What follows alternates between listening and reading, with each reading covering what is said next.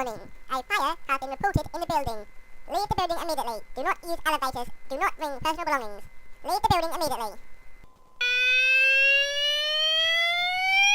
Hello, this is a quick update from a fire alarm system in the garage. It is now no longer in there. And if we come in here,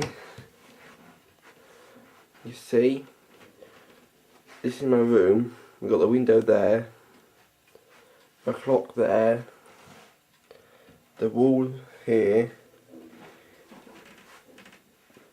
and then back to my bed. Now, if I just show you down here,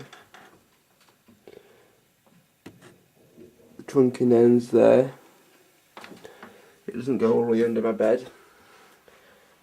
I haven't wired it up yet, but I'm going to get a wire and wire it up through there to the sounder.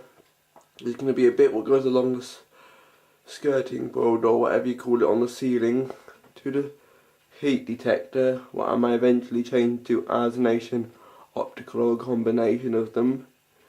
Goes along the ceiling again and back down to my manual cool point. So briefly, system, you got the manual cool point there, sounder there, and the heat detector, what I may change eventually to another sort of detector later. And that's basically my system.